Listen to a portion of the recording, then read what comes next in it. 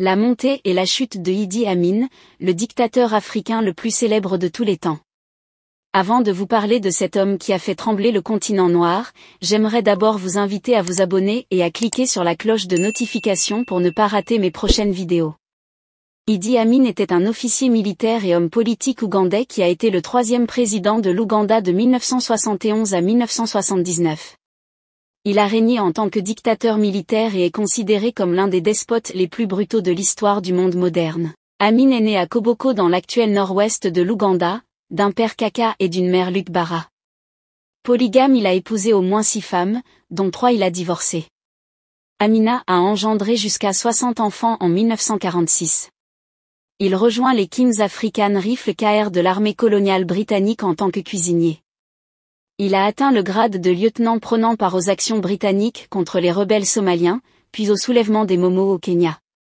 L'Ouganda a obtenu son indépendance du Royaume-Uni en 1962, et Amin est resté dans une armée atteignant le poste de major et étant nommé commandant de l'armée ougandaise en 1965. Il a appris que le président ougandais Milton Obote prévoyait de l'arrêter pour détournement de l'armée. Il a donc lancé le coup d'État ougandais de 1971 et se déclare président. Au cours de ses années au pouvoir, Amin est passé du statut de dirigeant pro-occidental bénéficiant d'un soutien considérable d'Israël à celui de Mouammar Kadhafi en Libye, de Mobutu Seko au Zaïre, de celle Union soviétique et de l'Allemagne de l'Est en 1972. Amin a expulsé les Asiatiques dont la majorité étaient des Indiens ougandais, conduisant l'Inde à rompre les relations diplomatiques avec son régime en 1975.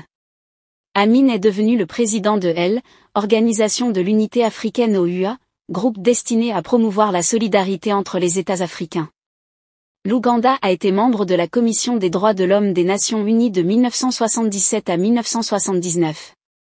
Le Royaume-Uni a rompu les relations diplomatiques avec l'Ouganda en 1977 et Amin a déclaré qu'il avait vaincu les Britanniques. Au fur et à mesure que le règne d'Amin progressait jusqu'à la fin des années 1970, il y a eu une augmentation des troubles contre sa persécution de certains groupes ethniques et dirigeants politiques, ainsi que la très mauvaise réputation internationale de l'Ouganda en raison du soutien d'Amin aux pirates de l'ère terroriste, lors de l'opération Antenne.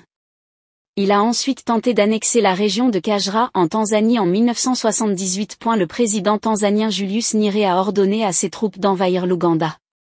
En réponse, l'armée tanzanienne et les forces rebelles ont réussi à capturer Kampala en 1979 et à évincer Amin du pouvoir.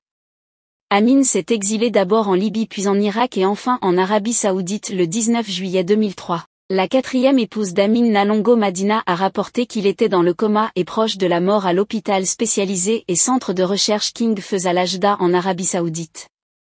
En raison d'une insuffisance rénale, elle a supplié le président ougandais Yoweri Museveni de lui permettre de retourner en Ouganda pour le reste de sa vie. Museveni a répondu que Idi Amin devrait répondre de ses péchés. Au moment où il serait ramené, la famille d'Amin a finalement décidé de déconnecter le système de survie et Amin est par conséquent décédé à l'hôpital de Jeddah le 16 août 2003. Il a été enterré au cimetière rwandais à Jeddah dans une tombe simple sans aucune fanfare.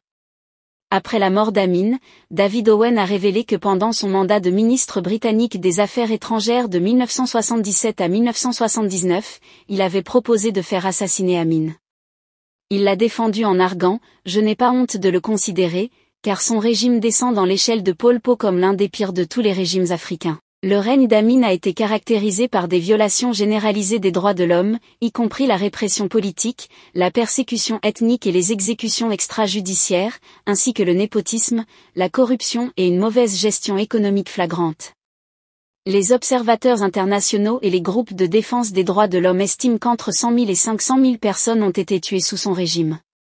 Merci d'avoir été attentif à cette vidéo, n'hésitez pas de commenter et de vous abonner surtout si vous découvrez la chaîne pour la première fois. À la prochaine.